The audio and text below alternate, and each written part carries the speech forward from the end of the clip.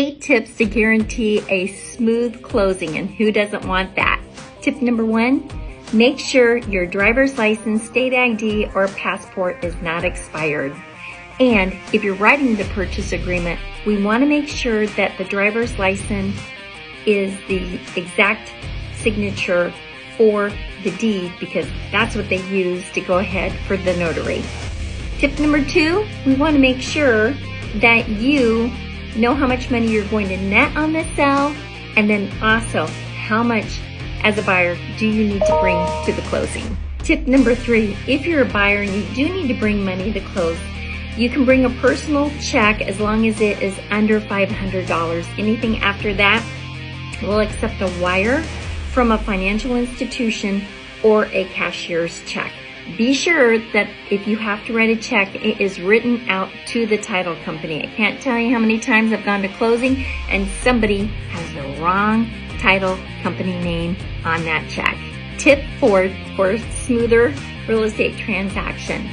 If you're married in the state of Nebraska, it only takes 1 to buy, 2 to sell. But if your financial institution requires you both to show up for closing to sign some of the closing statements, check with your lender. Nothing's worse than going to a closing and only one of the spouses are there, and suddenly we find out the other spouse has to be there as well.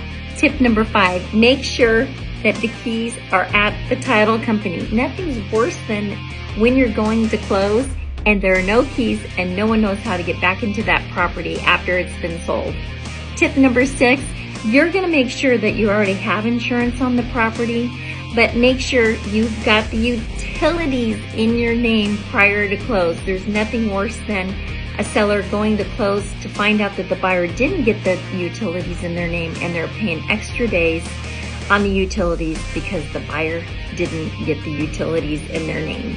Tip number 7, if you've got a home warranty on the property, make sure you get a copy of that warranty and understand how it works. So once you move in, if there's an issue, you know who to call and what your deductible will be on the warranty. Last tip, did you know that you can get insurance on a sewer line? Yes, you can. You can get riders through your homeowner's insurance, and not all homeowners insurance companies have the riders, but they're just a few dollars a year, and they're based off of the age of the property, and they are limited on how much they will cover. But it's always good to have that extra insurance, and then you can call different home warranty companies to get coverage on the sewer.